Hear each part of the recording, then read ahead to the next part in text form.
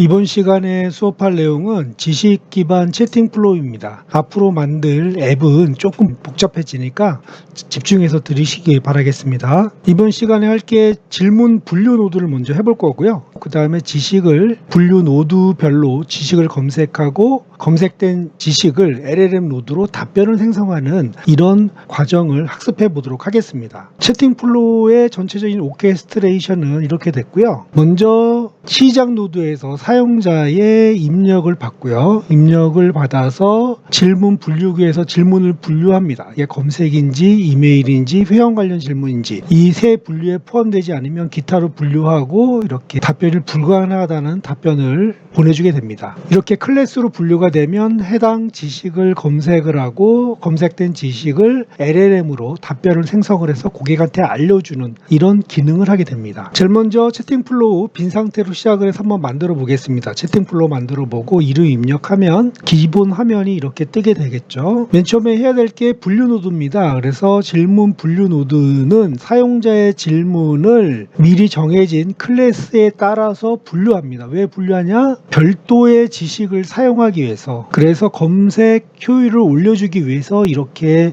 클래스로 분류하게 됩니다. 그래서 질문을 이렇게 클래스를 1개, 2개, 3개까지 만들고 맨 마지막에 기타로 분류를 추가를 해서 질문을 분류를 하는 기능을 합니다. 질문 분류기를 이렇게 만들고 그 다음에 노드를 연결합니다. 그러니까 노드를 연결하면 변수를 입력받은 변수를 이렇게 사용할 수가 있습니다. 사용자 입력은 기본적으로 디파이에서는 sys.query에 저장을 합니다. 그래서 이 변수를 사용한다는 얘기는 사용자 입력을 그대로 사용한다는 얘기가 됩니다. 다음으로 지식 검색 노드를 추가합니다. 각 클래스별로 지식 검색 노드를 추가를 하고 얘는 바로 답변 노드로 가게 되는 거죠.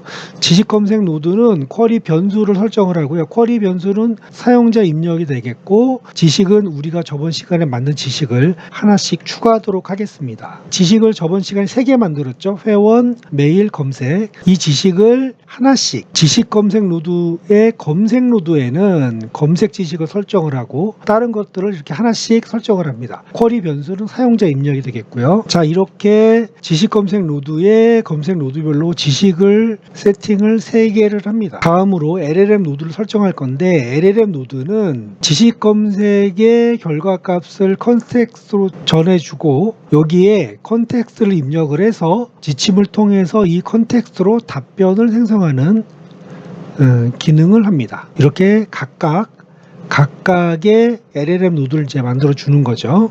마지막으로 답변 노드를 추가합니다. 답변 노드는 챗봇에서 사용자에게 응답을 해주는 기능을 합니다. 그러니까 사용자 입력을 받는 게 시작 노드고요. 응답해 주는 게 답변 노드예요. 중간에 있는 노드는 어떤 기능적인 처리를 담당하는 노드입니다. 그래서 답변 노드에 사용자 답변을 이렇게 쭉 입력해 주는 거죠. 자, 실행을 한번 해보면 메일 용량이 부족해요 입력하면 이렇게 메일 지식에서 답변을 가져와서 답변을 만들어 주게 되고요. 검색이 잘한대요 그러면 검색 지식에서 답변을 가지고 와서 이렇게 답변을 생성을 합니다. 자, 상품 배송은 분류에 속하지 않으니 기타 답변 노드로 답변이 불가능하다라는 이제 답변을 해주게 되죠. 이제 직접 한번 만들어 볼까요? 맨 처음에 지식을 지웠는데 지식을 다시 한번 생성해 보겠습니다. 검색 지식을 생성을 하고 자, 디폴트로 놔두고 그냥 하겠습니다. 네, 문서로 이동을 해서 이제 새로운 지식을 만드는 거죠. 그 다음에 메일 지식을 생성을 하고 저번 시간에 했는데 제가 이거 테스트하다가 지워버렸어요. 그래서 다시 하는 거고요. 마지막으로 회원 지식을 이렇게 생성을 하겠습니다. 그러면 지식에 이렇게 3가지 지식이 생성된 걸 확인할 수 있고요. 스튜디오로 넘어가서 빈 상태로 시작 채팅 플로우로 선택을 하고 이름을 지식 기반 채팅 플로우, 지식 기반 채팅 플로우로 하고 설명을 만들고 이제 만들기를 클릭을 하면 디폴트로 생성이 된 다음에 이건 필요가 없죠. 여기에서 맨 처음에 할 게 우리가 질문 분류기 노드를 추가를 하는 겁니다. 질문 분류기에 클래스가 몇 개 있다 그랬어요? 클래스가 3개, 4개, 하나는 기타. 자, 맨 처음 클래스는 검색 질문입니다. 검색 질문이고 얘로서 검색 기록이나 급상승어 아니면 뭐 자동 완성 이런 답변들을 해줄 수 있고, 그 다음에 이메일 질문입니다. 이메일 질문은 예를 들어서 이메일, 뭐 스팸 또는 첨부 파일,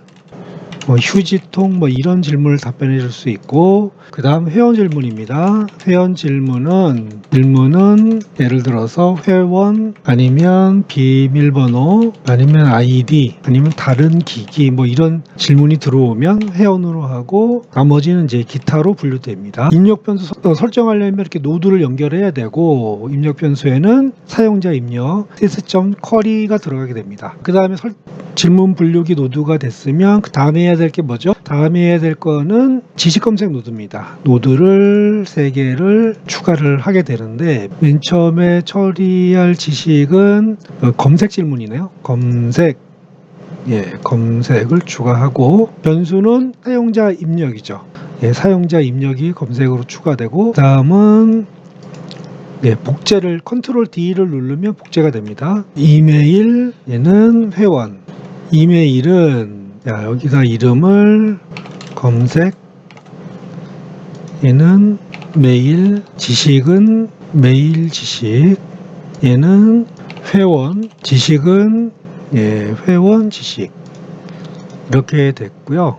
그 다음에 추가해야 될 게 LLM 노드죠. LLM 노드를 추가합니다. LLM 노드도 연결을 하고, LLM 노드의 이름이 얘는 검색, 이렇게 파랗게 되어 있는 게 선택된 거예요. 검색이고, 컨텍스트에는 지식 검색의 결과를 집어넣어 놓고, 프롬프트에는 뭐를 집어넣냐면, 프롬프트는 이렇게 집어넣습니다. 역할을 부여하고, 질문은 사용자 질문을 가지고 왔고, 컨텍스트는 위에 설정한 컨텍스트, 지침은 이렇게 답변을 해주세요 라는 지침을 넣습니다. 자, 이렇게 설정이 됐고, 컨트롤 D를 눌러서 복제를 2개를 하겠습니다. 자, 얘는 검색이 메일이고요. LLM이 메일 LLM 노드고, 컨텍스트는 메일로 되어 있고, 나머지는 똑같고요. 이 LLM 노드는 회원이고요. 회원이고, 컨텍스트는 지식 검색 회원의 결과값이고, 나머지는 똑같습니다. 자, 이렇게 설정을 했고, 맨 마지막에 해야 될 게 답변 노드죠. 이렇게 답변 노드. 답변인데 얘도 구분하기 위해서 답변을 검색으로 하고, 설정을 검색 노드의 결과값. 자, 컨트롤 D를 누르면 복제가 되고, 연결을 한 다음에 얘는 이름이 메일이죠. 설정은 메일 노드의 출력, 얘는 회원 노드의 출력이고, 이름을 회원으로 바꾸고, 기타 노드 설정이 안 됐네요. 기타 노드가 지시 답변 노드 로 마무리를 하고, 이름을 여기를 기타 답변 노드로 하고, 설정은 이 질문에 대한 답변이 불가능합니다. 이렇게 씁니다. 자, 모든 노드의 끝은 답변 노드로 끝나야 됩니다. 그래야 답변을 할 수가 있어요. 그래서 정렬을 하면 이렇게 됩니다. 자, 이렇게 됐고, 게시하기 한 다음에 실행을 한번 해보겠습니다. 실행을 하는데 우리가 지식DB에 들어있는 내용을 한번 잘 검색한지 실행을 한번 해볼까요? 보낸 메일 취소할 수 있나요? 한번 해볼까요? 보낸 메일 취소 가능해요. 보낸 메일 취소 가능해요. 자, 이렇게 보면 시도할 수 없습니다. 수신자 읽기 전 상태는 회수 요청 기능이 지원될 수 있습니다. 이렇게 돼 있죠. 한번 볼까요? 답변을 정상적으로 잘했죠. 그럼 회원 한번 검색해 볼까요? 회원 로그인이 실패합니다. 로그인이 실패합니다. 계속 실패합니다 할까요? 계속 실패합니다.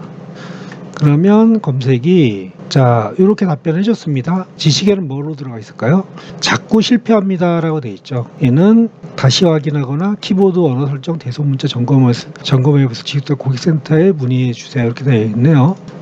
잘 답변을 잘 하죠. 이렇게 지식 기반 채팅 플로우를 만들면 지식에서 답변을 가지고 와서 사용자의 질문이 지식에 있는 그 질문, 샘플에 있는 질문이랑 조금 달라도 LLM이 이거를 잘 바꿔서 지식에 있는 내용을 잘 검색해 갖고 옵니다. 이게 LLM의 강점이죠. 그래서 지식DB랑 결합을 하면 LLM이 창조하는 게 아니라 우리 회사에 내가 쌓아놓은 지식을 기반으로 이렇게 답변하는 앱을 만들 수가 있습니다. 이번 시간에 공부한 내용도 한번 실습을 한번 해보시고요. 자기 걸로 한번 만들길 바라겠습니다. 이번 시간도 수고하셨습니다.